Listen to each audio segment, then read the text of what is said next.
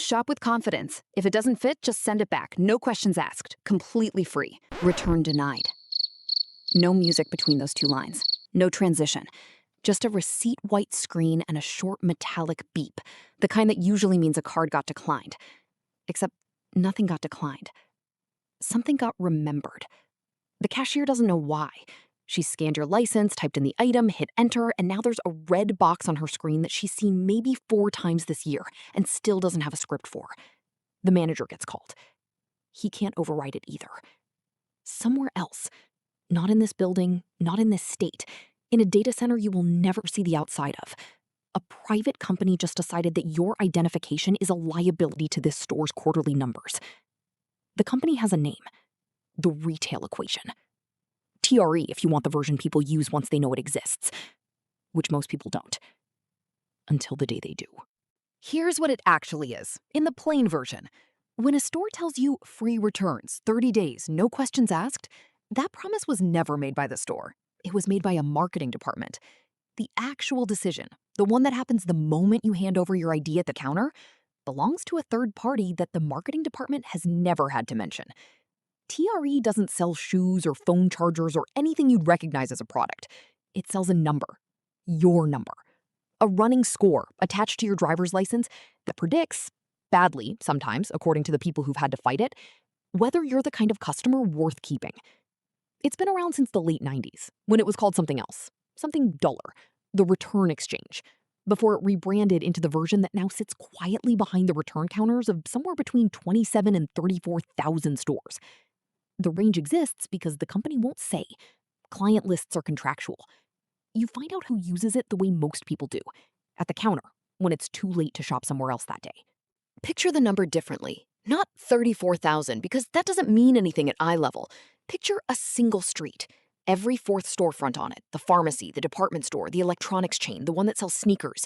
Every fourth one is quietly wired into the same file on you. You walked past 4 different brands, 4 different logos, 4 different loyalty programs you signed up for separately. Behind the counter, they're checking the same sentence about you. And most of the time, the sentence is fine.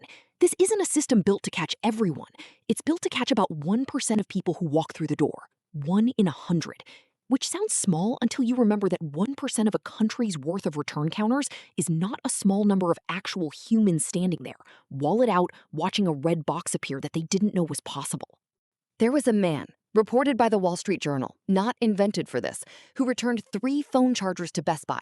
Not shoplifted, not switched. 3 chargers, receipts, standard policy. He'd spent thousands of dollars at that store over the years. The 4th attempt didn't happen, because by then he was already banned. A full calendar year, no returns, no exchanges, at a store where he was, by every normal definition, a good customer. He didn't get a letter first. He got a printed slip pointing him to a website he'd never heard of to explain a decision he wasn't part of. Somewhere else, a CVS customer was refused a return that was still well inside the 30-day window on her own receipt.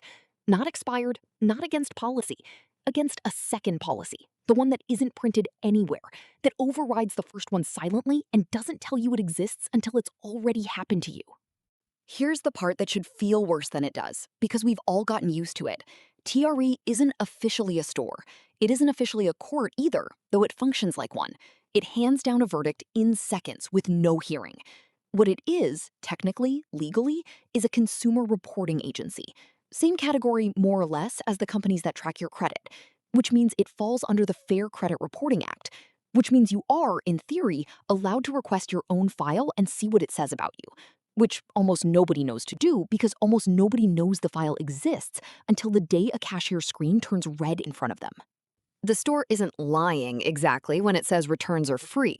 It's just describing the front door and skipping the part where a second invisible door decides whether you get to use the first one again. The logistics people have a term for the cost this is supposedly solving: reverse logistics drag. The expense of unwinding a sale that already happened, restocking it, reshelving it, sometimes just throwing it away because it's cheaper than processing it. That drag is real, and it costs retailers real money, reportedly billions across the industry every year. Nobody's disputing that returns cost something. What's being decided, quietly, is who gets to absorb that cost, and it was decided without you in the room.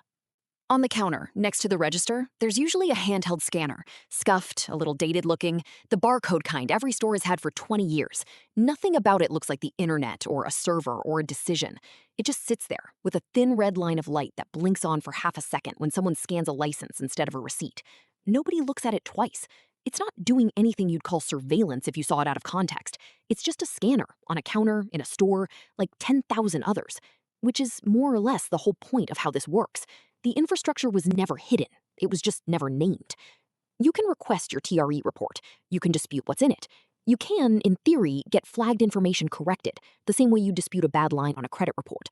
Almost nobody does, for the same reason almost nobody audits their own credit file until they're trying to buy a house and something goes wrong. The system doesn't need you to know about it. It just needs you to keep shopping somewhere else once you've been quietly filed under the wrong number. Next time the receipt says free returns, 30 days, no questions asked, that part's still true, technically. It's just not the whole sentence. There's a second clause that never made it onto the paper. The one that was written somewhere else, about someone else's definition of what a customer is allowed to cost. The scanner's still on the counter. The light's off now. It usually is.